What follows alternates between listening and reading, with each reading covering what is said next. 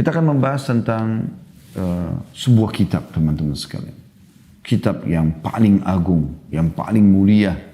Tidak ada duanya di muka bumi ini. Bukan karangan seorang profesor. Bukan sebuah buku dari seorang pengarang yang terkenal sehingga bukunya selalu bestseller. Tapi kalamullah, perkataan Allah, sang pencipta langit dan bumi ini. Satu-satunya Tuhan yang diimani atau kita imani sebagai orang muslim dengan kalimat la ilaha illallah, la ma'buda bihaqqin illallah. Tidak ada Tuhan yang berhak disembah, ya, yang menciptakan, yang memiliki, yang menguasai, yang menghidupkan, yang mematikan, yang menyelamatkan, yang menghukum kecuali Allah. Al-Quran adalah kalamullah. Dia bukan perkataan manusia biasa. Andai saja teman-teman sekalian ini adalah perkataan manusia biasa, maka tidak akan pernah bisa kekal sampai lebih dari 1000 tahun. Tidak berubah satu huruf pun dari Al-Quran tersebut. Dan Allah menjaga kalamnya, memuliakan para pembacanya, penghafalnya, pengamalnya. Dan itu turun-temurun terus dapat disaksikan dalam sejarah manusia yang beriman kepada Allah ini. Selalu saja Allah muliakan para pembacanya, Allah muliakan para pengamalnya, penghafalnya. Di dunia dan di akhirat pun seperti itu. Oleh karena itu teman-teman sekalian, luangkan waktu Anda di saat ini, fokus pikiran Anda, buka hati Anda untuk bisa merenungi apa yang kita bahas. Semoga insya Allah setelah pertemuan ini, saya bermula dari saya yang menyampaikan materi, supaya saya bukan cuma mengucapkan tapi yang awal mengamalkan, dan teman-teman yang mengikuti acara ini menjadikan setelah ini adalah Al-Quran sebagai pedoman hidupnya. Al-Quran adalah buku kecintaannya, buku favoritnya. Dia tidak pernah berpisah dengan Al-Quran. Terlebih lagi sekarang di Ramadan, para salafus saleh berlumba-lumba untuk merenungi Al-Quran, membaca Al-Quran. Sampai Imam Syafi'i rahimahullah mengkhatam khusus di Ramadan. Selain bacaan sholatnya, sehari 2 kali. Ini Allahu Akbar, luar biasa gitu. Ya. Saya coba merenungi ini, bahkan mau coba melangkah seperti beliau, itu nggak mudah. Sehari bisa mengkhatam 2 kali. Artinya beliau cuma sama Al-Quran saja di Ramadan itu. Bahkan sebagian ulama salaf ada yang ulama mereka menutup majelis-majelis ilmu mereka hanya untuk membaca Al-Quran. Ada di antara mereka yang mengkhatam sehari sekali. Imam Syafi'i tadi sehari 2 kali. Ada yang mengkhatam 3 hari sekali. Ada yang mengkhatam 5 hari sekali. Ada yang 7 hari sekali. Tapi mereka betul-betul hadir bersama Al-Quran itu. Mereka mencintai Al-Quran. Mereka menjadikan Al-Quran betul-betul sebagai sebuah pedoman hidup. Bahkan penghibur kesedihannya sebagaimana akan kita jelaskan insya Allah panjang lebar di keajaiban-keajaiban Al-Quran. Kita akan mulai teman-teman sekalian dengan definisi dulu. Al-Quran secara etimologi adalah bacaan. Nah, qara'a yaqra'u Qur'anan dalam akar kata bahasa Arabnya ya. Secara terminologi atau istilah yaitu kalamullah atau perkataan Allah Subhanahu wa taala. Kalam Allah yang maha suci yang merupakan mukjizat yang diturunkan atau diwahyukan kepada Nabi Muhammad SAW yang ditulis di mushaf dan diriwayatkan secara mutawatir serta membacanya ibadah. Yang dimaksud dengan mutawatir adalah banyak sekali jalur yang menyampaikan tentang Al-Quran dari kalangan para sahabat ridwanullahi alaihim dan terus turun-temurun sampai menjelang hari kiamat. Orang-orang beriman akan terus mewariskan Al-Quran, tidak berubah satu huruf pun dari Al-Quran tersebut. Al-Quran ini teman-teman sekalian punya mekanisme pada saat turun, ini supaya kita tahu historinya ya. Pada saat turun kepada Nabi SAW ada beberapa mekanisme yang terjadi. Yang pertama, malaikat memasukkan ke dalam hati Nabi SAW. Sebagaimana Allah sebutkan dalam surah Asy-Syura. Surah nomor 42 ayat 51. Ya. Bisa Anda buka ini. Kalau mau buka di aplikasi Al-Quran di handphonenya. Supaya lebih jelas. Saya pun akan buka insya Allah. Surah nomor 42. Asy-Syura. Di ayat 51. A'udzu billahi minasyaitonir rajim. Wa ma kana li basharin an yukallimahu Allahu illa wahyan aw min wara'i hijab aw min wara'i hijabin aw yursila rasulan fayuhiya bi idnihi ma yasha innahu aliyyun hakim. Dan tidak mungkin bagi seseorang manusia tidak mungkin bagi seorang manusia pun bahwa Allah berkata-kata dengan dia kecuali dengan perantara wahyu atau di belakang tabir atau dengan mengutus seorang utusan ataupun malaikat lalu diwahyukan kepadanya dengan seizinnya apa yang dia kehendaki oleh Allah. Sesungguhnya dia maha tinggi lagi maha bijaksana. Jadi potongan akhir ayat ini menjelaskan bahwasanya ada malaikat yang mewahyukan, masukkan dalam hati. Jadi seringkali Nabi SAW merasa Al-Quran sudah ada dalam hatinya, kemudian beliau menyampaikan kepada umat manusia. Yang kedua, malaikat menjelma menjadi manusia, lalu menyampaikan dalam bentuk kata-kata yang dihafal oleh Nabi SAW. Menjelma jadi manusia, kemudian menyampaikan. Seperti kasus pada saat pertama sekali Nabi SAW menerima wahyu Iqra, Bismi Rabbikal Ladzi Khalaq. Itu Jibril menjelma jadi manusia dan datang, terlihat oleh Nabi SAW, bahkan berinteraksi dan memeluk Nabi SAW. Yang ketiga, malaikat datang dalam rupa aslinya, menyampaikan wahyu. Jadi postur asli malaikat Jibril AS datang sebagaimana Allah gambarkan dalam surah An-Najm. Anda bisa buka surah An-Najm, surah nomor 53, supaya Anda bisa melihat langsung bagaimana Allah gambarkan di ayat 13 dan ayat 14. Lebih tepatnya dari ayat satunya aja, surah An-Najm ayat 1 saya bacakan ya. A'udzu billahi minasyaitonir rajim. Wan najmi idza hawa. Demi bintang ketika terbenam. Maksudnya Allah suruh melihat bagaimana keajaiban ciptaan Allah di situ. Ayat 2-nya, ma dhalla sahibukum wa ma ghawa. Kawanmu Muhammad tidak sesat dan tidak pula keliru. Karena orang-orang Mekah menganggap Nabi SAW mengarang-ngarang Al-Quran. Allah membantah itu. Ayat 3-nya, wa ma yantiqu 'anil hawa. Dia Muhammad tidak pernah mengucapkan Al-Quran menurut hawa nafsunya sendiri. Dia tidak pernah ngarang-ngarang. Dan ini salah satu pernyataan ulama atau salah satu statement dari umumnya ulama yang menyampaikan tentang makna kenapa Nabi SAW disebutkan nabiyin ummi, nabi yang buta huruf, agar tidak keluar isu di kalangan orang-orang yang menolak untuk beriman kepada Allah ini kalau Muhammad mengarang-arang Al-Quran. Tapi subhanallah keluar juga itu perkataan mereka. Maka Allah membantah. Jadi Nabi SAW tidak bisa baca, tidak bisa tulis, tidak mungkin dia mengarang-arang itu. Kemudian ayat 4-nya, in huwa illa wahyu yuha. Ucapan itu tidak lain hanyalah wahyu yang diwahyukan kepadanya. Ayat 5-nya, allamahu syadidul quwa, yang diajarkan kepadanya oleh Jibril yang sangat kuat. Ayat 6-nya, dhu mirratin fastawa, yang mempunyai akal yang cerdas. Dan Jibril itu menampakkan diri dengan rupa aslinya. Nah perhatikan di sini, mulai dari sini Allah sudah gambarkan Jibril nampak dengan postur aslinya sebagai malaikat. Ayat 7-nya, wa huwa bil ufuqil a'la, sedang dia berada di ufuk yang tinggi. Ayat 8, thumma dana fatadalla, kemudian dia mendekat lalu bertambah dekat lagi. Ayat 9-nya, fakana qaba qausaini aw adna, dan jadilah dia, maksudnya Muhammad, mendekat dengan Jibril 2 ujung busur panah atau lebih dekat lagi. Jadi sangat dekat jarak antara Jibril AS dengan Nabi SAW. Beliau menyaksikan makhluk Allah yang maha besar ini. Ayat 10-nya, fa'auha ila abdihi ma auha. Lalu Jibril menyampaikan kepada hamba Allah Muhammad apa yang Allah wahyukan melalui dia. Ayat 11-nya, ma kadzabal fuadu ma ra'a, ma kadzabal fuadu ma ra'a.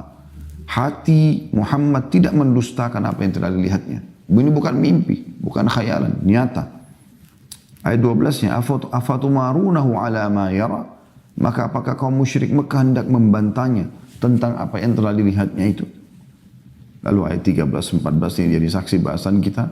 Allah pastikan Nabi Muhammad SAW melihat yang kedua kalinya Jibril dengan postur aslinya sebagai malaikat. Walaqad ra'ahu nazlatan ukhra, dan sungguhnya Muhammad telah melihat Jibril dalam rupa yang asli juga pada waktu yang lain. Di mana itu? Di ayat 14-nya, inda sidratil muntaha. Di sidratil muntaha pada saat Isra dan Mi'raj. ya, belum menerima perintah sholat. Ini saksi bahasan kita bagaimana Allah Subhanahu wa taala memastikan Jibril memang datang juga dengan postur asli. Yang keempat, wahyu turun seperti gemerincing lonceng. Dan ini yang paling berat bagi Nabi SAW, sebagaimana disampaikan oleh penulis wahyu Zaid bin Thabit radhiyallahu anhu, bahwasanya terkadang wahyu turun kepada Nabi SAW seperti suara lonceng yang keras. Ya. Ini seringkali Nabi SAW duduk sendirian, kemudian beliau menerima wahyu tersebut, setelah itu baru kemudian beliau menyampaikannya. Al-Quran teman-teman sekalian turun tidak sekaligus 30 juz bagaimana anda ketahui sekarang setelah disempurnakan oleh Allah SWT. Tapi dia turun beransur-ansur. Ya.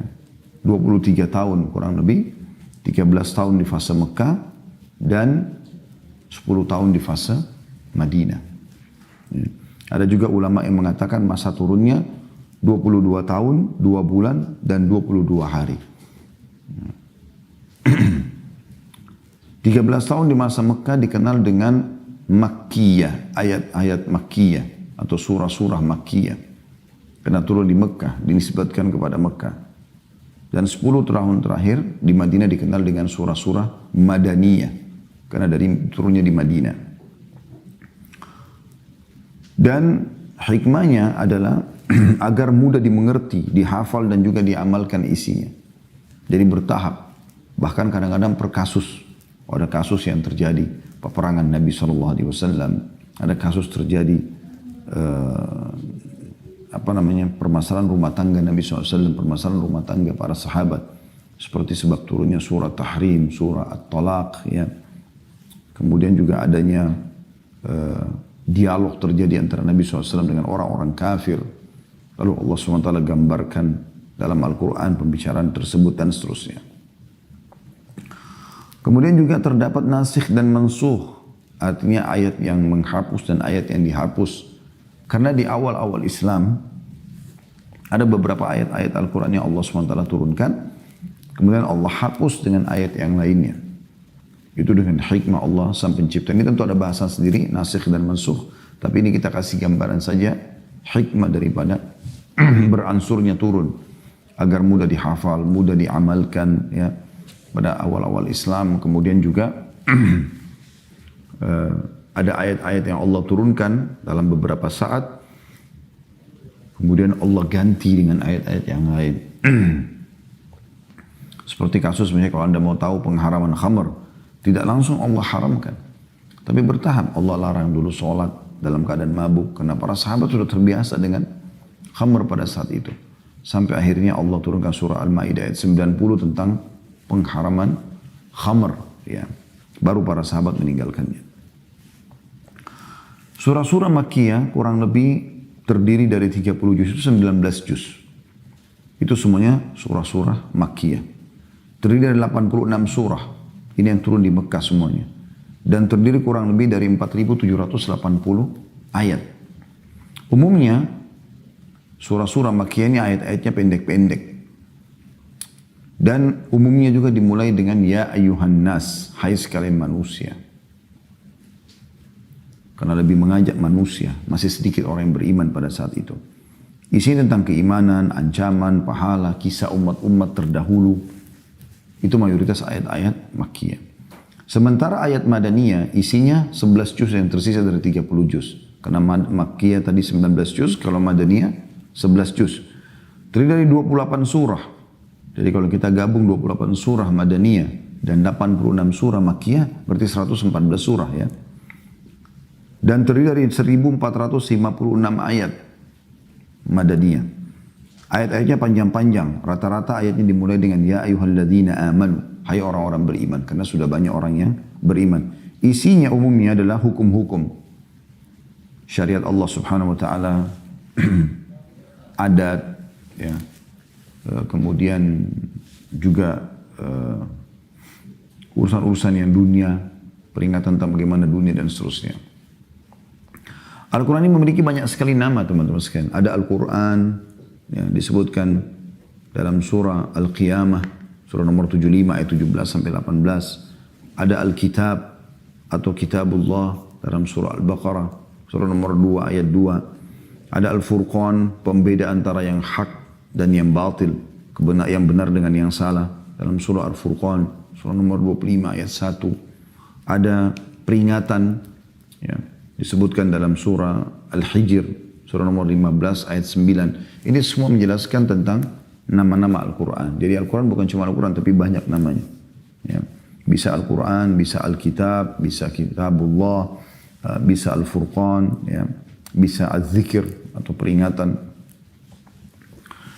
Sementara surah Al-Quran dibagi menjadi beberapa bagian oleh para ulama. Yang pertama, ini kalau orang mau hafal supaya mudah, dibagi seperti ini.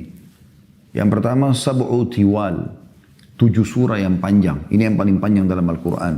Ya. Yaitu surah Al-Baqarah, surah nomor 2, surah Al-Imran, surah nomor 3, surah An-Nisa, surah nomor 4, surah Al-A'raf, surah nomor 7. Ya. Kemudian Al-An'am dulu, nomor 6. Kemudian Al-A'raf nomor 7, kemudian Al-Ma'idah nomor 5. Ini jadi gini, Al-Baqarah nomor 2, Al-Imran nomor 3, surah nomor 3 ya. An-Nisa surah nomor 4, Al-Ma'idah surah nomor 5, Al-An'am surah nomor 6, Al-A'raf surah nomor 7, kemudian Yunus surah nomor 10. Ya, ini dikenal dengan sab'u tiwal, 7 surah yang panjang. Jadi 6 surah ini berurut dari nomor 2, Al-Baqarah nomor 3, Al-Imran nomor 4, An-Nisa nomor maksud saya ini urutannya ya. Surah nomor 2 Al-Baqarah, surah nomor 3 Al-Imran, surah nomor 4 An-Nisa, surah nomor 5 Al-Ma'idah, surah nomor 6 Al-An'am, surah nomor 7 Al-A'raf. Kemudian yang terakhir surah nomor 10 langsung pindah, yaitu surah Yunus. Ini dikenal dengan surah-surah yang paling panjang dalam Al-Quran. Kemudian ada Al-Ma'un. Al-Ma'un ini, kalau tadi 7 sab'u tiwal, sekarang yang kedua Al-Ma'un. Al-Ma'un adalah surah yang terdiri dari 100 ayat. Seperti surah Yusuf, ya, Hud, Mu'min, ya. Ini 100 ayat, 100 lebih sedikit. Ya. Kemudian ada surah atau ada Al-Mathani yang ketiga, yang kurang dari 100 ayat, dikenal dengan Al-Mathani.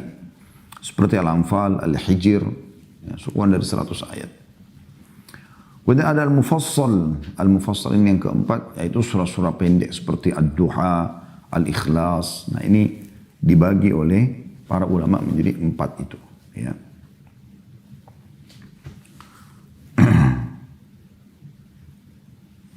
Al-Quran ini teman-teman sekalian, sebagaimana saya katakan tadi, bukan perkataan biasa, tapi perkataan Allah Subhanahu wa Ta'ala. Dan yang paling tepat kalau kita berdalil adalah dengan Al-Quran itu sendiri. Allah gambarkan dalam surah An-Najm. Anda bisa buka surah nomor 27 ayat 6. Allah Subhanahu wa Ta'ala memastikan kalau Al-Quran turun dari sisinya. Allah SWT turunkan dari langit. An-Najm surah nomor 27 ayat 6 yang berbunyi, A'udzu billahi minasyaitonir rajim, wa innaka latulaqqal Qur'ana min ladun hakimin alim. Sesungguhnya hai Muhammad, kau benar-benar diberi Al-Quran dari sisi Tuhan yang maha bijaksana lagi maha mengetahui. Jadi bukan perkataan manusia. Sesungguhnya kamu benar-benar hai Muhammad diberikan Al-Quran dari sisi Allah yang maha bijaksana lagi maha mengetahui. Dalam surah Al-Insan juga begitu. Surah nomor 76 ayat 23. Allah Subhanahu wa Ta'ala berfirman, A'udzu billahi minasyaitonir rajim. Inna nahnu nazzalna 'alaikal Qur'ana tanzila. Sesungguhnya kami benar-benar menurunkan Al-Quran kepada Muhammad secara beransur-ansur. Kemudian surah Ar-Rahman, surah nomor 55 ayat 1 sampai ayat 2. Allah SWT berfirman, A'udzu billahi minasyaitonir rajim, Ar-Rahman 'allamal Qur'an. Zat yang maha pengasih atau maha pemurah yang telah mengajarkan Al-Quran. Kemudian juga surah Yunus. Anda bisa lihat surah nomor 10 ayat 37. Allah Subhanahu wa Ta'ala memastikan kalau ini bukan sama sekali dari manusia. Ya. Disebutkan dalam surah Yunus surah nomor 10 ayat 37, A'udzu billahi minasyaitonir rajim. Wa ma kana hadzal Qur'anu an yuftara min dunillahi walakin tasdiqal ladzi baina yadayhi wa tafsilal kitabi la raiba fihi min rabbil alamin. Anda buka surah Yunus surah nomor 10 ayat 37 ya, yang artinya tidaklah mungkin Al-Quran ini dibuat oleh selain Allah. Akan tetapi Al-Quran itu membenarkan kitab-kitab yang sebelumnya dan menjelaskan hukum-hukum yang telah ditetapkan. Tidak ada keraguan di dalamnya diturunkan dari Tuhan semesta alam. Jadi jelas bagaimana Al-Quran ini ya, dinyatakan dari Allah Subhanahu wa Ta'ala. Begitu juga Allah tantang para jin dan manusia. Kalau Al-Quran ini tidak mungkin mereka bisa mendatangkan yang serupa dengan Al-Quran.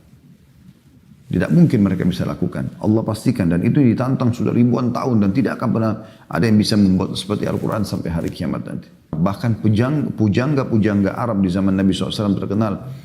Para penyair-penyair yang terkenal dengan retorika bahasa Arab mereka yang sangat bagus. Bahkan Al-Quran turun dengan bahasa Quraisy karena indahnya bahasa mereka. Dan mereka tidak bisa sama sekali untuk mendatangkan seperti Al-Quran. Bahkan mereka banyak yang mengatakan ini bukan perkataan manusia. Allah sebutkan dalam surah Isra, surah nomor 17 ayat 88. Yang bunyinya, A'udzubillahi minasyaitonirrajim. Sekali lagi Al-Isra, surah nomor 17 ayat 88. Qul la in ijtama'atil insu wal jinnu ala an ya'tu bimithli hadzal qur'ani la ya'tuna bimithli walau kana ba'dun li ba'din dhahira. Katakan hai Muhammad, sungguhnya jika manusia dan jin berkumpul untuk membuat yang serupa dengan Al-Quran ini, niscaya mereka tidak akan dapat membuat yang serupa dengan Al-Quran itu. Sekalipun sebagian mereka menjadi pembantu sebagian yang lain. Jadi memang nggak mungkin mereka bisa lakukan itu. Al-Quran ini teman-teman sangat luar biasa dahsyatnya. Akan kita masuk ke rincian insya Allah pada poin ini. Allah menggambarkan dalam surah Al-Hasyr, surah nomor 59 ayat 21, yang bunyinya, A'udzubillahi minasyaitonirrajim, Lau anzalna hadzal Qur'ana ala jabalin la ra'aitahu khashi'an mutasaddian min khasyatillah wa tilkal amthalu nadribuha lin-nasi la'allahum yatafakkarun. Renungi baik-baik. Tadi saya sudah minta teman-teman hadirkan, buka fikirannya, hadirkan hatinya, renungi baik-baik supaya materi yang kita sampaikan ini bisa menjadi betul-betul sebuah ilmu yang membuat kita setelah ini menjadikan Al-Quran sebagai pedoman hidup kita. Karena Allah berbicara dalam Al-Quran sekarang. Dan kita sedang membacakan ayatnya. Allah mengatakan dalam surah Al-Hasyr, surah nomor 59 ayat 21 yang terjemahannya, kalau sekiranya kami turunkan Al-Quran ini kepada sebuah gunung. Anda pernah lihat gunung yang kokoh dari batu. Bahkan ada gunung yang ya, dasarnya ada di lautan keluar sampai ke daratan ya. Karena besarnya gunung-gunung tersebut, kalau seandainya kami turunkan Al-Quran ini kepada sebuah gunung, pasti kamu akan melihatnya tunduk terpecah belah disebabkan ketakutannya kepada Allah. Dan perumpamaan-perumpamaan itu kami buat untuk manusia supaya mereka berfikir. Jadi Al-Quran ini bukan cuma sekedar sebuah kertas yang Anda lihat, yang tumpukan kertas yang Anda letakkan di dekat ranjang Anda ya, hanya untuk menjadi hiasan, atau Anda cuma mengenal, oh ya Al-Quran adalah pedoman hidupku, atau Al-Quran adalah pedoman kaum muslimin. Bukan itu teman-teman. Yang dibutuhkan adalah isinya. Apakah Anda sudah bisa baca? Anda sudah ambil hukum-hukumnya, sudah renungi kisah-kisahnya. Kisah tentang umat sebelum kita, kisah tentang apa yang akan terjadi sampai menjelang hari kiamat nanti, tentang surga dan neraka. Anda sudah renungi semua itu. Isinya luar biasa dahsyatnya Al-Quran itu teman-teman sekalian. Sangat luar biasa. Ya. Ada sebuah ayat yang lain, ini harusnya menggetarkan hati seorang mukmin. Ya. Surah Ar-Ra'd, surah nomor 13 ayat 31. Allah tadi kalau gambarkan sebelumnya tentang gunung bisa hancur luluh karena kalau Al-Quran diturunkan padanya karena dahsyatnya, karena takutnya mereka kepada Allah, karena mereka tahu ini adalah perkataan Allah. Maka di ayat surah Ar-Ra'd, surah nomor 13 ayat 31 renungi baik-baik. Saya minta teman-teman semuanya buka ayat ini. Ini ayat yang luar biasa. Setiap kali saya baca teman-teman rasanya merinding. Ya, kalau kita merenungi ayat ini. Allah berfirman, A'udzubillahi minasyaitonirrajim, walau anna Qur'anan suyirat bihil jibalu aw qutti'at bihil ardu aw kullima bihil mauta. Balillahil amru jami'an. Afalam yai'asil ladhina amanu allau yasha'allahu lahadan nasa jami'a wa la yazalu alladhina kafaru tusibuhum bima sana'u qari'ah aw tahullu qariban min darihim hatta ya'tiya wa'dullahi innallaha la yukhliful mi'ad. Sekiranya ada satu bacaan, sekali lagi, sekiranya ada satu bacaan atau kitab suci yang dengannya, dengan bacaan itu gunung-gunung dapat digoncangkan. Kembali Allah ulangi tadi ya. penjelasan tentang surah Al-Hasyr ayat 21. Gunung-gunung bisa hancur dulu, terpecah belah. Atau bumi terbelah. Saya ulangi, sekiranya dari kitab suci. Ini Anda lihat di aplikasi handphone Anda. Terjemahnya pasti akan sama. Sekiranya ada satu bacaan atau kitab suci yang dengan bacaan itu gunung-gunung dapat digoncangkan. Atau bumi jadi terbelah. Atau karenanya orang-orang yang sudah mati dapat berbicara. Maka tentulah tentu ialah adalah Al-Quran. Ya, tentulah Al-Quran itulah dia. Ya, itu terjemahannya kurang lebih. Sebenarnya kata Allah lanjutan ayatnya, segala urusan itu adalah kepunyaan Allah. Maka tidaklah orang-orang yang beriman mengetahui bahwa seandainya Allah menghendaki semua manusia bisa beriman, tentu Allah memberi petunjuk kepada manusia semuanya. Dan orang-orang kafir senantiasa ditimpa bencana disebabkan perbuatan mereka sendiri, atau bencana itu terjadi dekat tempat kediaman mereka. Banjir, longsor, segala macam. Sehingga datanglah janji Allah, sungguhnya Allah tidak menyalahi janjinya. Artinya kalau Allah ingin kita beriman kepada Allah, semuanya bisa. Tapi Allah berikan kebebasan hambanya. Allah enggak paksakan kita beriman kepadanya. Tapi Allah mengatakan, "Faman syaa'a falyu'min, wa man syaa'a falyakfur." Siapa yang mau beriman silakan, siapa yang mau kufur silakan. Tidak ada larangan. Ya. Teman-teman, kita hanya belum menjiwai Al-Quran. Kita belum mengetahui bagaimana dahsyatnya Al-Quran itu. Saya datangkan sebuah kisah Usaid bin Hudayr radhiyallahu anhu, sahabat Nabi yang mulia. Jadi karena kisah ini saya terinspirasi menamakan salah satu anak laki-laki yang Allah amanahkan kepada saya. Semoga Allah jaga kita semua di atas ketaatannya. Saya beri nama Usaid. Usaid bin Hudayr radhiyallahu anhu, sahabat Nabi yang mulia, salah satu tokoh Ansar di Madinah. Beliau pernah baca Quran. Jadi pada saat baca Quran teman-teman sekalian, di malam hari setelah sholat malam, beliau merasa agak gerah di rumahnya, keluar di halaman rumahnya lalu dia baca Quran. Dengan lantunan suara yang indah, dia baca dengan khusyuk, dia mentartilnya, membaca ayat demi ayat dan memberikan hak tajwidnya, dia merenungi maknanya. Maka tiba-tiba kuda di sebelahnya berontak, seperti lagi ada yang ganggu gitu. Maka dia pun memberhentikan bacanya. Dia melihat ke arah kudanya, mungkin ada sesuatu yang mengganggu kuda yang dia perlu bantu kuda itu. Ternyata setelah dia berhentikan, kudanya berhenti. Dia lihat di sekitarnya aman. Dia kembali duduk lagi, lalu dia baca lagi Al-Quran. Kudanya bergerak lagi. Dia berhenti lagi, kudanya berhenti juga. Dia lihat sekitar aman. Sampai 3 kali teman-teman sekalian. Setelah 3 kali dengan hikmah Allah subhanahu wa ta'ala, matanya Usaid pun ya, melihat ke arah langit.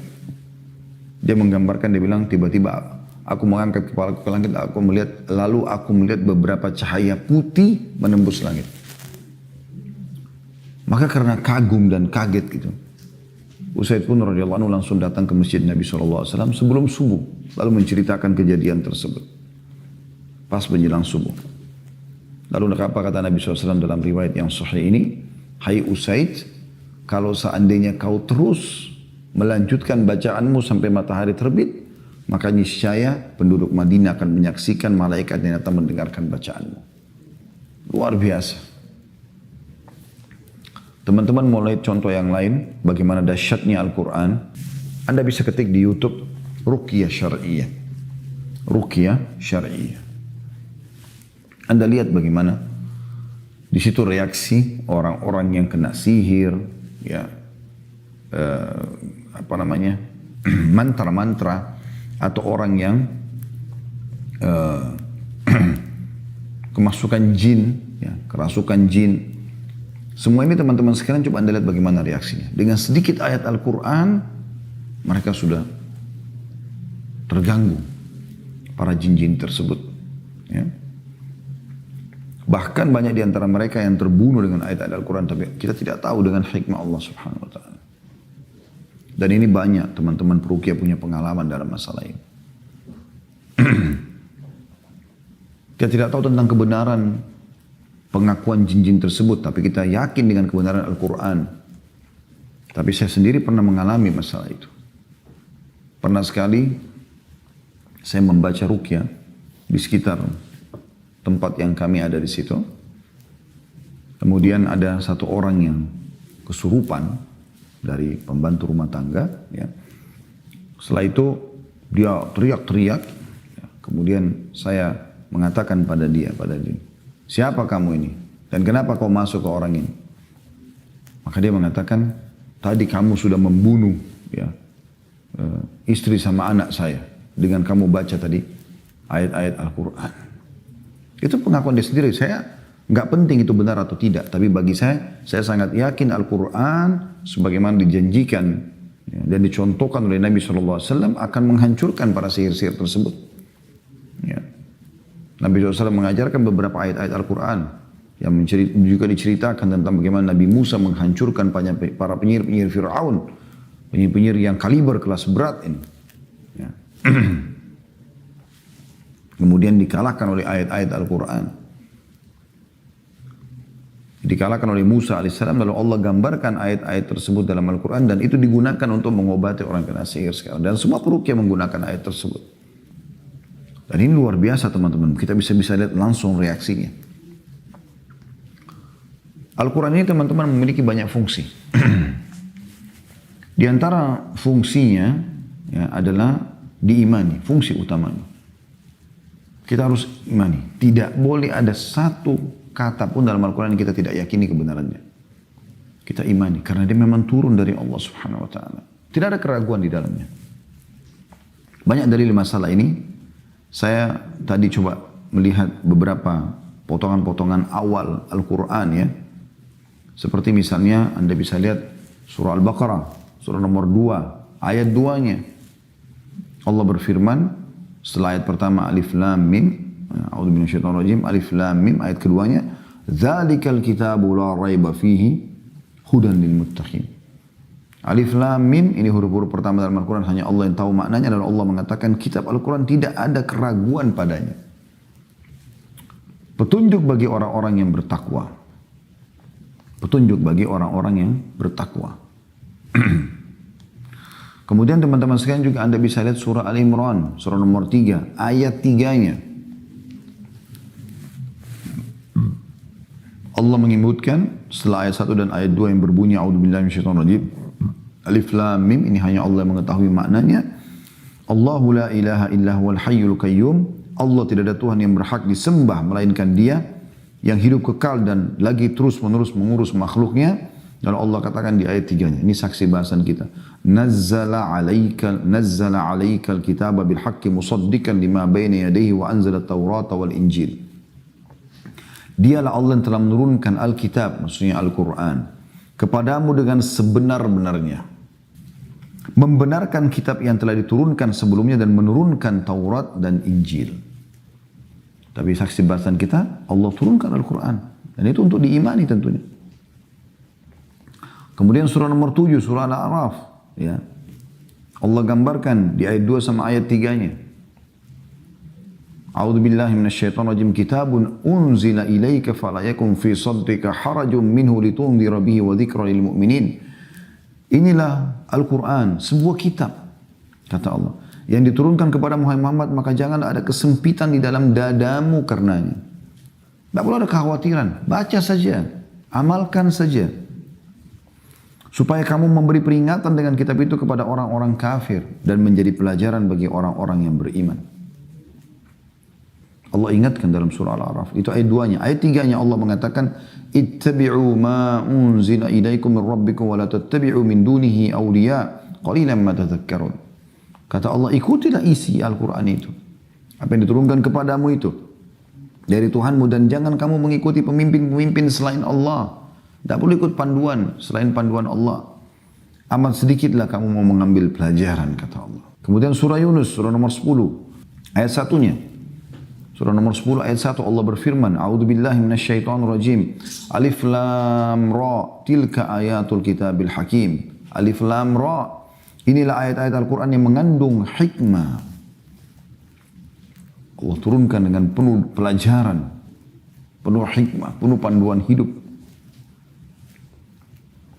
Kemudian surah Hud, surah nomor 11.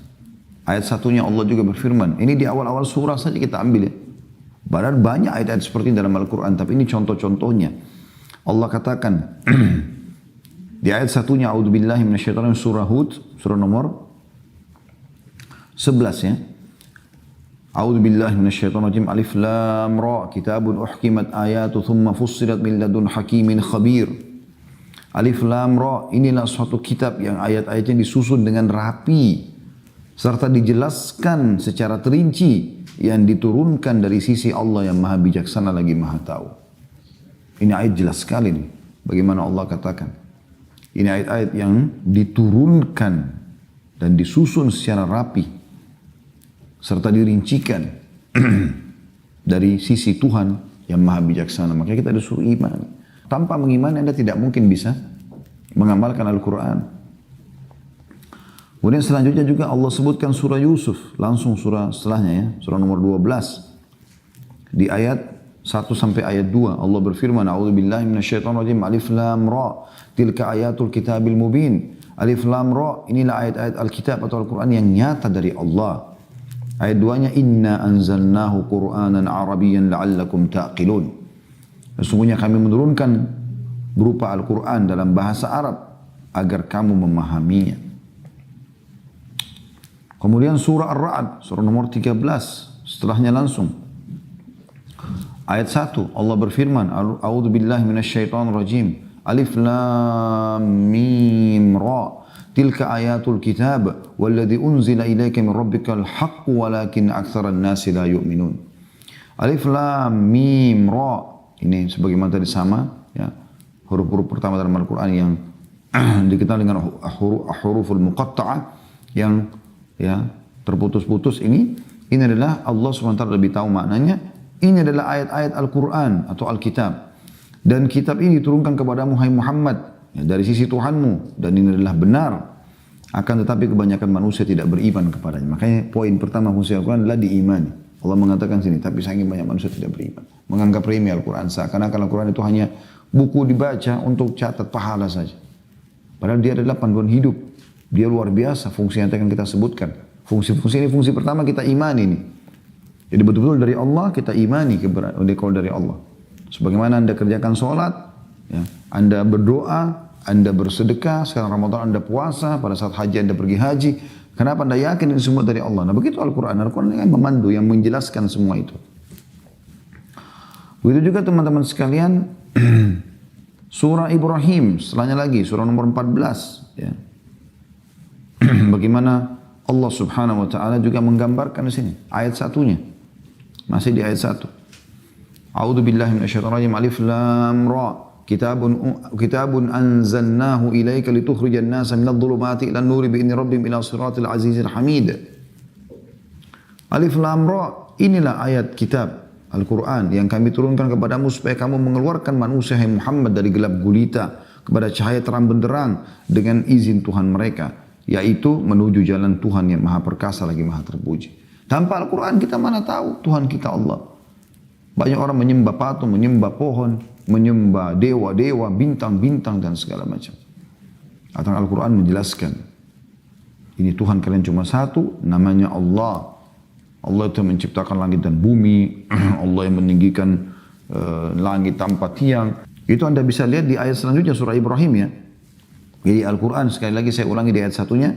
Kitab yang kami turunkan kepada Muhammad agar engkau mengeluarkan manusia dari gelap gulita. Mereka tidak kenal Tuhannya. Mereka tidak tahu mana yang disyariatkan, mana yang diperintahkan, mana yang dilarang. Mengeluarkan manusia dari gelap gulita kepada cahaya yang terang benderang dengan izin Tuhan mereka. Agar mengenal Tuhan mereka, menuju jalan Tuhan mereka yang Maha Perkasa lagi Maha Bijaksana. Atau Maha Terpuji. Siapa Tuhan kita Allah? Perhatikan ayat 2-nya. Langsung Allah jelaskan.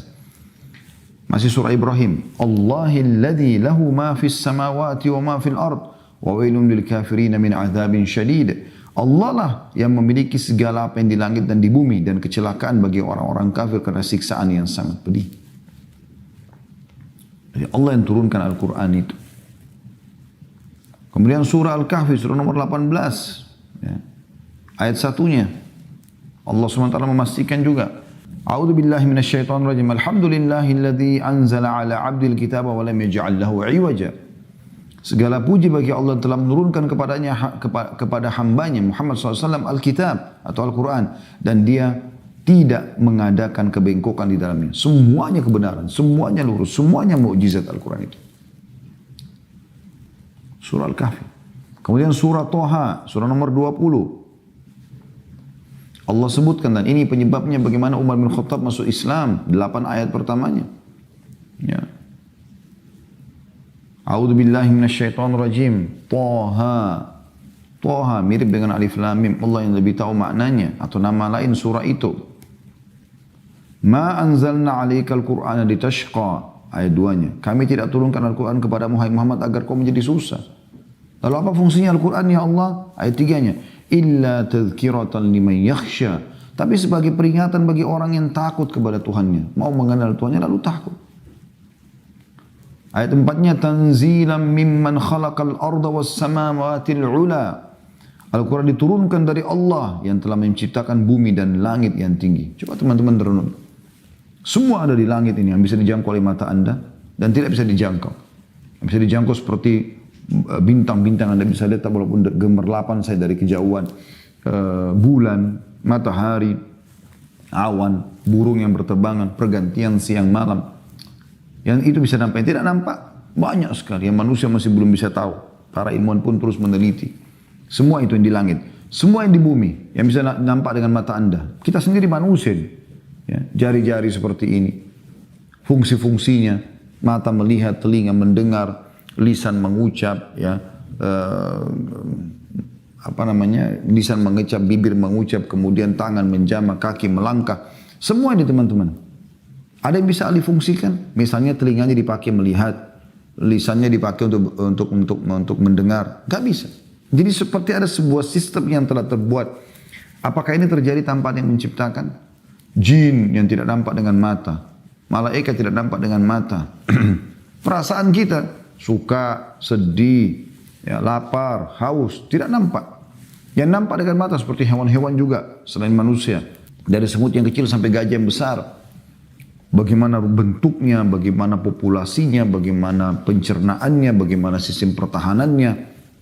Kita bisa saksikan bahkan menjadi sebuah pintu gerbang besar ilmu pengetahuan manusia dari makhluk-makhluk ini. Tumbuh-tumbuhan.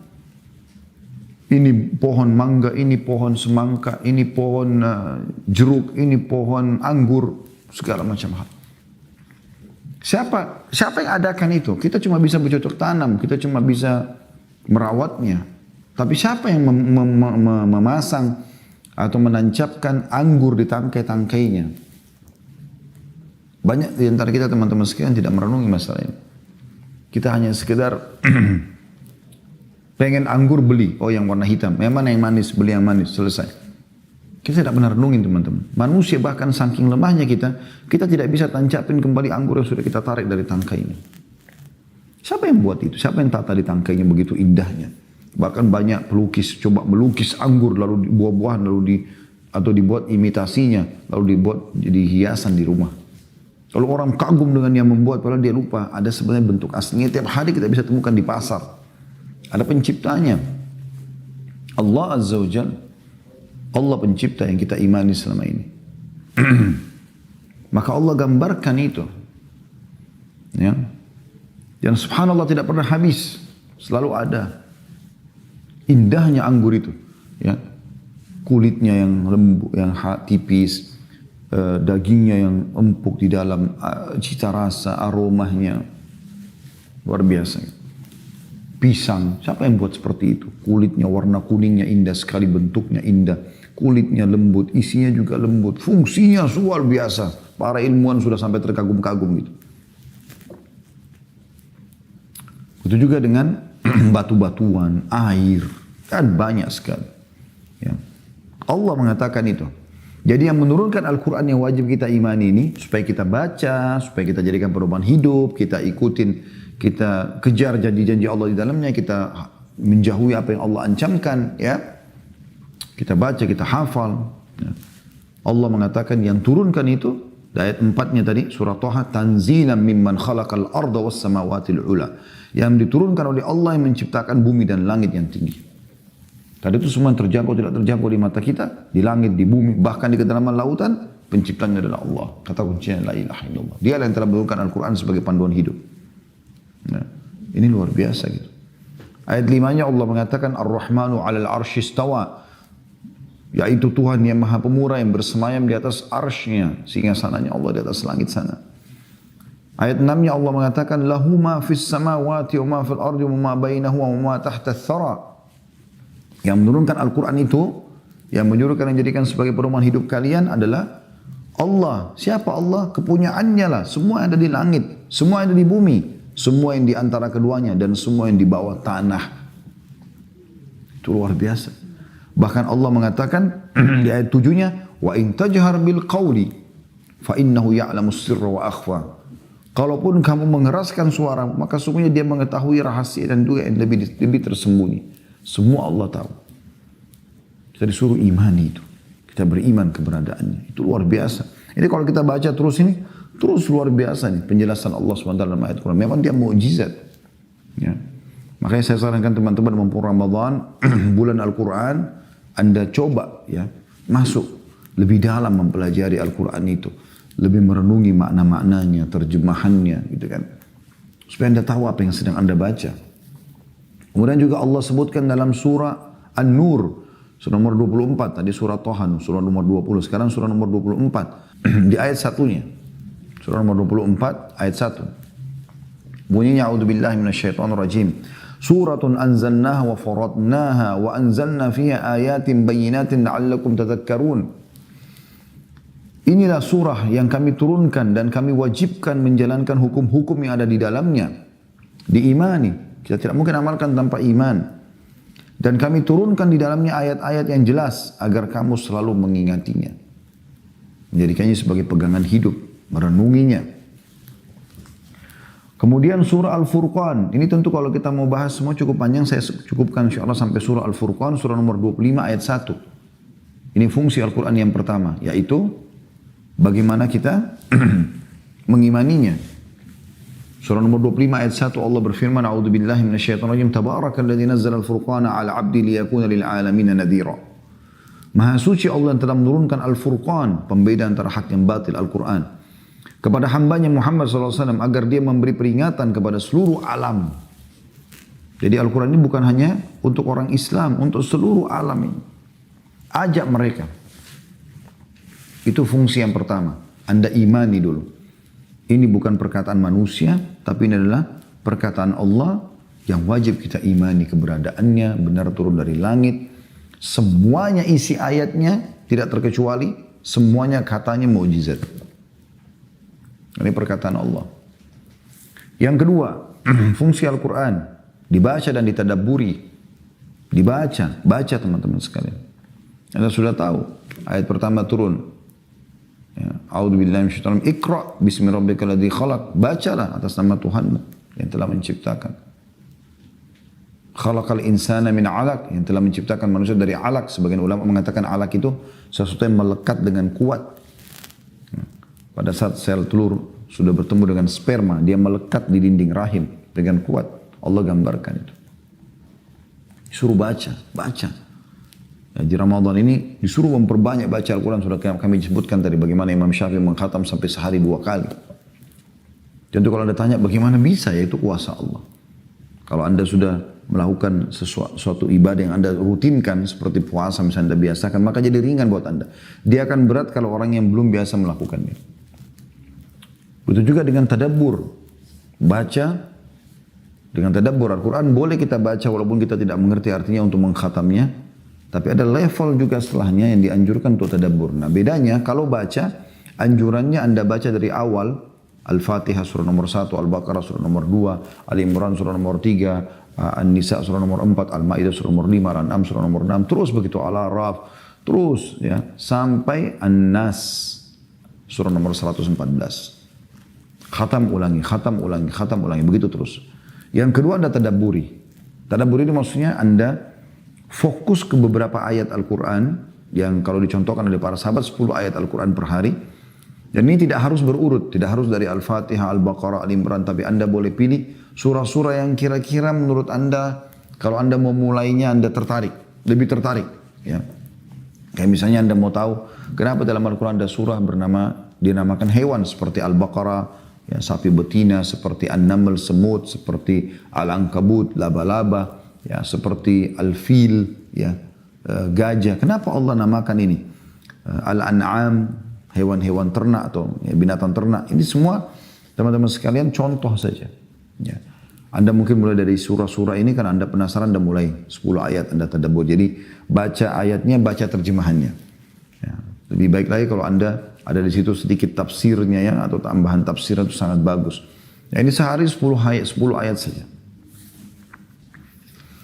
Kemudian Anda mungkin tertarik dengan nama-nama nabi, nama-nama orang, misalnya surah Yunus, surah nomor 10, surah Hud, surah nomor 11, surah Yusuf, surah nomor 12. Ini surah nama-nama orang berurut, surah Ibrahim, surah nomor 14 ya.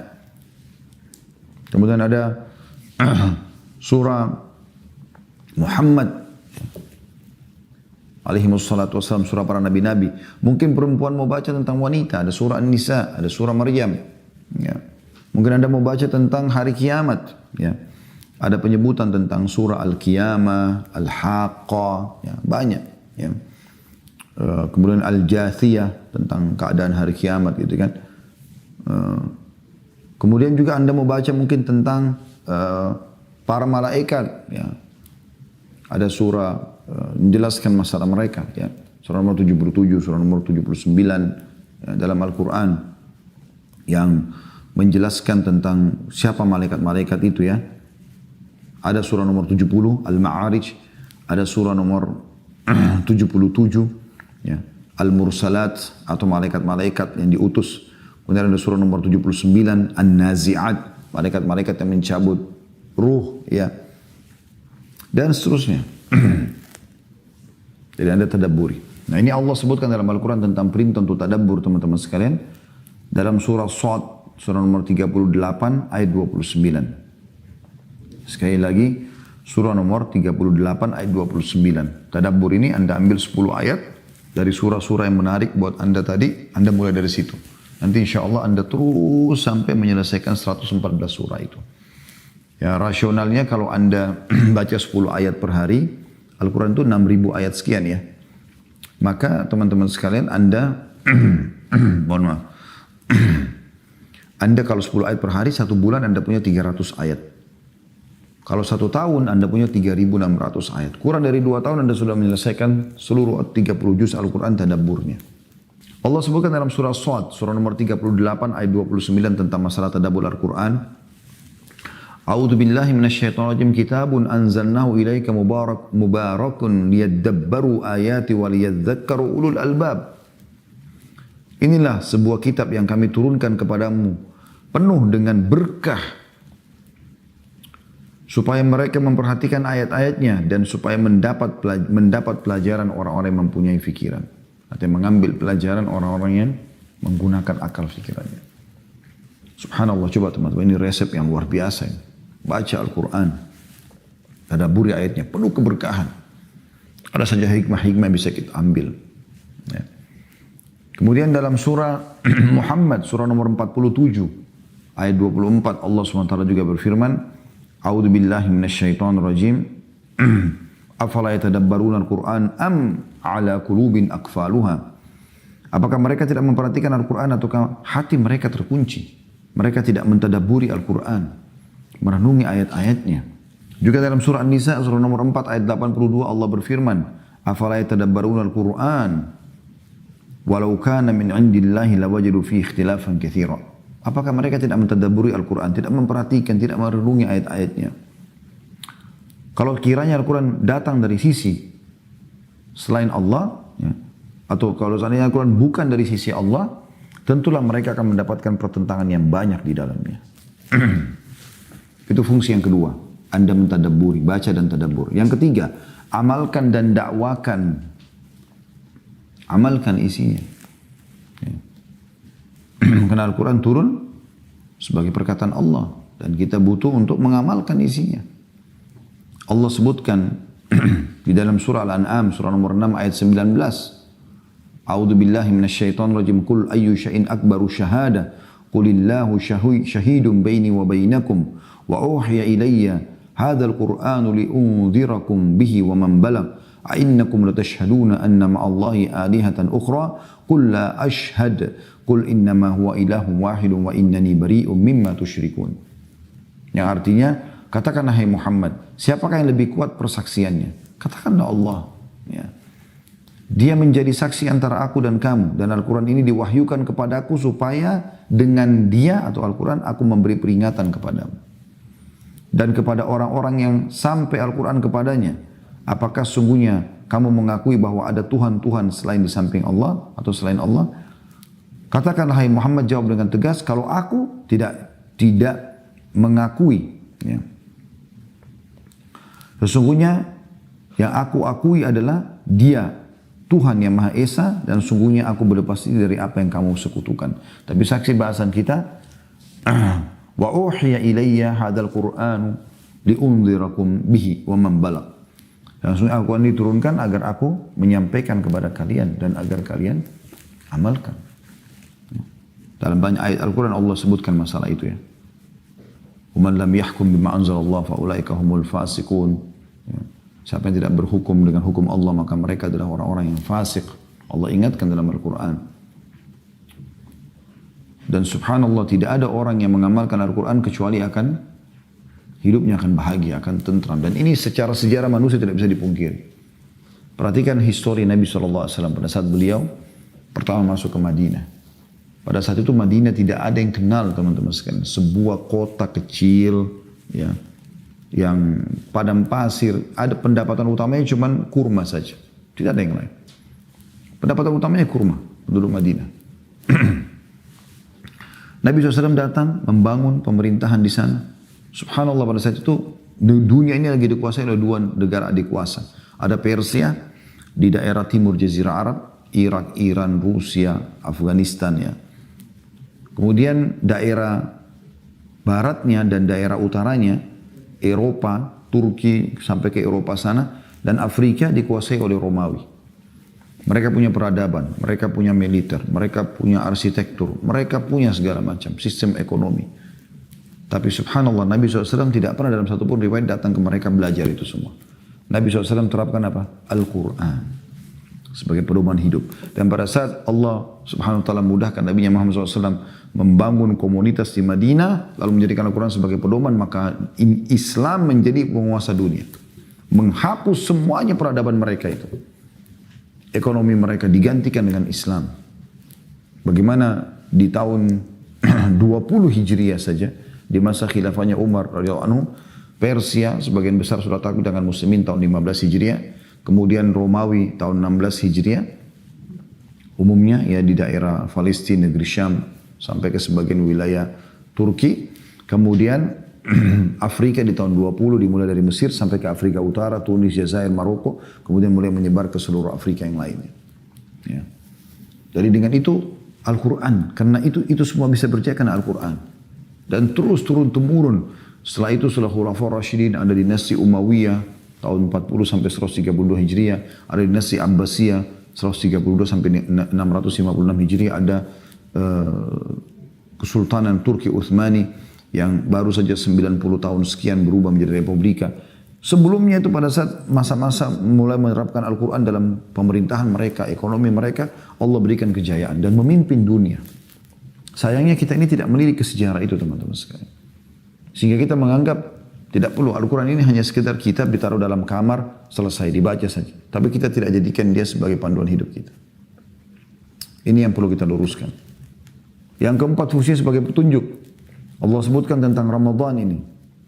Surah Al-Baqarah, surah nomor 2 ayat 185. A'udzu billahi minasyaitonir rajim. Syahrul Ramadan alladzi unzila fihil Qur'an hudan lin-nasi wa bayyinatin minal huda wal furqan.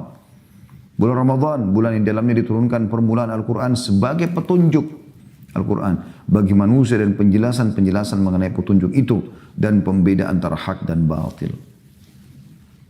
Dalam surah Isra, surah nomor 17 ayat 9 Allah juga menyebutkan bagi petunjuk. A'udzu billahi minasyaitonir rajim. Inna hadzal Qur'ana yahdi lillati hiya aqwam wa yubashshirul mu'minina alladzina ya'maluna ash-shalihati anna lahum ajran kabira. Sesungguhnya Al-Quran ini memberikan petunjuk kepada jalan yang lurus dan memberi kabar gembira kepada orang-orang mukmin yang mengerjakan amal saleh bahwa mereka akan memiliki pahala yang besar. Petunjuk. Ya. Yang kelima, obat. Obat dari semua penyakit. Obat dari semua permasalahan. Allah sebutkan dalam surah Isra, surah nomor 17 ayat 82. A'udzu billahi minasyaitonir rajim. Wa nunazzilu minal Qur'ani ma huwa syifaa'un wa rahmatun lil mu'minin. Wa la yazidudz zalimina illa khasara. Dan kami turunkan Al-Quran suatu yang menjadi penawar dan rahmat bagi orang-orang yang beriman. Dan Al-Quran itu tidaklah menambah kepada orang-orang zalim kecuali kerugian. Ada firman Allah SWT, syifa, obat. Coba anda lakukan itu teman-teman sekalian. Ibnu Qayyim rahimahullah mengatakan, saya pernah ada di Mekah satu hari. Dalam kondisi saya sakit, dia bilang. Saya tidak punya obat-obat yang lain. Maka saya mengambil air zam-zam lalu saya membacakan Al-Fatihah padanya. Kemudian saya memohon kepada Allah dengan surah Al-Fatihah itu agar saya disembuhkan. Dan subhanallah, begitu saya minum sembuh. Ya. Anda praktikin ini teman-teman sekalian. Anda sakit, bacain ayat-ayat Al-Quran. Ada pernah beberapa sahabat Nabi Ridwanullah alaihim datang ke satu perkampungan. Kisahnya panjang, ringkas cerita.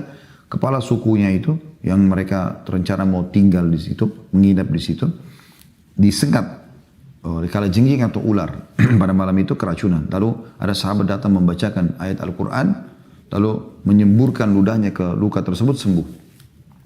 Dan cukup banyak Anda bisa lihat nanti di materi kami khusus masalah ruqyah syariah yang membahas masalah itu ya. Ini karena melihat waktu saya ringkaskan. Kemudian yang keenam sebagai peringatan, sebagai pelajaran. Nah, bisa jadikan sebagai pelajaran, Anda pelajari ayat-ayatnya, Anda jadikan sebagai peringatan, pengontrol Anda. Allah sebutkan dalam surah Qaf, surah nomor 50 ayat 45. A'udzu billahi minasyaitonir rajim, fadzakkir bil Qur'ani man yakhafu wa'id. Maka berilah peringatan dengan Al-Quran bagi orang-orang yang takut dengan ancamanku. Dia bisa sebagai peringatan. Anda kalau baca tentang neraka, tentang kuburan, ya, orang umat-umat semua kita disiksa. Kalau Anda baca dengan hati nurani, Anda akan bisa lihat bagaimana pengaruhnya kepada jiwa Anda. Luar biasa pengaruhnya gitu. Dan Allah mudahkan buat kita untuk itu. Allah nggak persulit, Allah mudahkan. Walaupun Anda tidak ngerti bahasa Arab, sekarang Anda baca dengan terjemahannya. Bahkan kalau dulu kita masih pakai mushaf, sekarang kita bisa di handphone kita. Seperti sekarang saya minta buka surah ini, Anda bisa baca ayatnya, baca terjemahannya langsung. Allah sebutkan dalam surah Al-Qamar, ya, surah nomor 54, berulang-ulang Allah ulangi ini, di ayat 17-nya, di ayat 22-nya, di ayat 32, di ayat 40, surah Al-Qamar. 4 kali Allah ulangi. Ayatnya sama, yang bunyinya a'udzubillahi minasyaitonirrajim wa laqad yassarnal Qur'ana lidzikri fahal min muddakir. Sungguhnya kami telah mudahkan Al-Quran untuk pelajaran. Maka apakah ada orang yang mau ambil pelajaran? Ya harusnya kita ambil pelajaran dari situ. Baik teman-teman sekalian, kita tutup dengan keajaiban Al-Quran. Dan ini teman-teman tidak akan pernah cukup. Ya, kita kalau bahas ini. Karena ini bahas Al-Quran ini dengan 1 jam, 1 jam setengah, 2 jam pun tidak cukup. Berhari-hari pun tidak cukup. Makanya kami kasih kerangka fikir utamanya. Selebihnya Anda nanti akan kembangkan insya Allah. Al-Quran itu perlindungan. Anda bisa dilindungi dengan Al-Quran. Sering baca, Allah akan berikan perlindungan kepada Anda. Bahkan Allah jadikan antara Anda dengan orang yang tidak beriman ini seperti dinding pemisah. Tidak bisa mereka menjangkau Anda, menyakiti Anda, menyusahkan Anda. Kalau Anda betul-betul membacanya, kata Allah SWT dalam surah Isra, tadabburi ini, surah nomor 17 ayat 45. A'udzu billahi minasyaitonir rajim wa idza qara'tal qur'ana ja'alna bainaka wa bainal ladzina la yu'minuna bil akhirati hijaban mastura. Dan apabila kamu membaca Al-Qur'an, niscaya kami akan adakan antara kamu dan orang-orang yang tidak beriman kepada kehidupan akhirat suatu dinding yang tertutup. Ya. Jadi Allah lindungi dengan Al-Quran itu. Keajaiban yang kedua teman-teman saya ringkaskan, abadi dan tidak pernah berubah. Subhanallah. Allah katakan dalam Al-Quran, Inna nazzalna dzikra wa inna lahu lahafizun. Kami turunkan az-dzikra, peringatan Al-Quran, dan kami akan selalu menjaganya. Sampai pada terjadi teman-teman, ada sebuah percetakan di Prancis dulu pernah mencetak Al-Quran, lalu dia coba menambahkan atau mengubah beberapa ayat. Subhanallah, Quran itu pertama sekali disebarkan di Afrika Utara. Karena mereka tahu di Afrika Utara, di Tunis, Jazair, Maroko, Mesir, ini kan basisnya umat Islam lah dari Afrika gitu kan. Mereka sebarkan. Begitu disebarkan, ada satu anak kecil yang kalau kita TPA di Indonesia baca, kemudian dia ngeluhkan sama gurunya, dia mengatakan ini kenapa ayatnya berbeda. Gurunya cek ternyata betul beriman, dilaporkan kepada Kementerian Agama mereka, lalu kemudian diangkat dari medsos sampai akhirnya terungkaplah permasalahan ini. Lalu kemudian ditutuplah percetakan tersebut, dituntut. Ya. Subhanallah, anak kecil bisa meluruskan karena Al-Quran itu selalu sama, tidak ada berubah. Kalau ada perubahan maka akan langsung diketahui. Abadi selamanya. Apa yang dibaca di zaman Nabi SAW dan akhirnya diimani oleh para sahabat, lalu mereka praktikkan, lalu mereka jaya, itulah juga yang kita baca sekarang. Sama, kalau kita ikuti langkah mereka, kita imani, kita praktikin, kita juga akan jaya. Ya, kapan kita menghindar, maka sama keadaannya dengan orang menghindar dari Al-Quran. Mereka akan binasa, celaka, sebagaimana sudah cukup banyak tadi ayat yang kita sebutkan. Yang ketiga keajaibannya, tidak membosankan. Berapa kali teman-teman yang suka baca Al-Quran di sini, kalau yang hadir, Anda berapa kali baca surah Al-Kahfi? Setiap malam Jumat atau hari Jumat disunnahkan baca. Berapa kali Anda membaca di Ramadan ini? Atau Anda baca Al-Fatihah lah. Ya. Al-Ikhlas, Al-Falaq. Tidak pernah kita tidak pernah bosan dalam membacanya. Bahkan kalau kita baca keutamaannya, setiap huruf diberikan 10 pahala, kita berusaha selalu membacanya. Yang kata Nabi SAW, ya, setiap huruf Al-Quran kalau dibaca akan mendapatkan 1 pahala, dilipat gandakan menjadi 10 kali lipat. Dan saya tidak katakan alif, lam, mim 1 huruf, tapi alif 1 huruf berarti 10 pahalanya. Lam 1 huruf berarti 10 pahalanya, mim 1 huruf berarti 10 pahalanya. Berarti alif, lam, mim 30 pahala. Tidak pernah membosankan, orang terus mengejar. Bolak-balik kita dalam sholat 5 waktu teman-teman. Anggaplah sholat jahar aja, subuh, maghrib, isya. Tiap hari kita sholat. Tiap hari kita dengarkan ayat Al-Quran. Tidak pernah ada kebosanan. Enggak jenuh gitu. Makanya pernah ada seseorang didatangkan oleh Quraisy, ini pendongeng orang ini. Dia khusus tugasnya, kalau Nabi SAW lagi berdakwah di satu komunitas di Mekah, dia datang lalu dia berdongeng. Dia punya retorika, bisa membuat orang tertawa, bisa orang menangis, pendongeng. Maka dia mengatakan, Muhammad berdongeng, saya juga bisa berdongeng. Semua ayat Al-Quran yang turun tentang asatirul awwalin, kisah-kisah tentang dongeng-dongeng belaka turun kepada orang ini. Awalnya manusia pada saat Nabi SAW berdakwah, dia juga cerita di sebelahnya Nabi SAW, ada orang yang datang ke sana. Lama-lama orang bosan, jenuh. Orang tetap kembali kepada Al-Quran karena tidak bosan. Para sahabat, para orang-orang soleh, makin mereka tadabburi Al-Quran. Anda pun bisa merasakan itu. Makin Anda baca, makin Anda tadabburi, makin Anda khusyuk, makin Anda tersentuh. Tidak membosankan. Itu menandakan mujizat, bukan perkataan manusia. Kalau komik, kalau buku buatan manusia kita sudah baca sekali, sudah pernah mengkhatam bukunya, udah malas baca 2 kali sudah jenuh, sudah tahu. Al-Quran tidak pernah begitu. Itu keajaiban luar biasa. Yang keempat, terdapat informasi masa lalu dan akan datang. Anda mau informasi tentang kaum-kaum sebelum kita? Bahkan dari manusia pertama Adam AS dalam surah Al-Baqarah, dalam beberapa surah Al-Quran disebutkan dari tanah, kemudian malaikat disuruh sujud, lalu iblis menolak, lalu kemudian seterusnya, kisah panjang. Turun di bumi dan seterusnya. Kemudian tentang kaumnya Nabi Idris, kaumnya Nabi Saleh, kaumnya Nabi Shu'aib, semua Nabi-Nabi, semua ada. Dan yang akan datang seperti misalnya kematian, alam kubur, mahsyar, surga dan neraka, terinci. Yang kelima, kejayaan bagi pengamalnya. Terus saya jelaskan secara histori. Kita umat Islam ini teman-teman baru 90 tahun saja nggak menguasai dunia. Sebelumnya kita menguasai dunia. Pada saat kita junjung tinggi Al-Quran. Mereka jadi pedoman negara kita, pemerintahan kita, kerajaan kita. Semuanya, negara, ekonomi, apa saja. Ya, kehidupan rumah tangga, semuanya Al-Quran. Maka kita akan lihat bagaimana keajaiban luar biasa Allah SWT berikan. Saudi pada saat mengiklankan Al-Quran dan Sunnah sebagai pedoman negara mereka, maka di padang pasir Allah keluarkan minyak dan menjadikan mereka negara yang kaya raya. Yang terakhir teman-teman sekalian, yang keenam, ini yang sempat saya susun, tentu banyak keajaiban Al-Quran ya. Dia adalah penghilang kesedihan. Sebagai penutup ada doa Nabi SAW yang beliau ajarkan kepada kita dalam hadis sahih. Beliau mengatakan tidak ada orang yang tertimpa kesedihan, sumpah, sedih, permasalahan, apa saja yang membuat dia merasa tidak nyaman. Kemudian dia membaca, Allahumma inni abduka, ya Allah aku adalah hambamu, wabni abdika, dan anak hambamu laki-laki, wabni amatika, dan anak hambamu perempuan, nasiyati biyadik. Ya.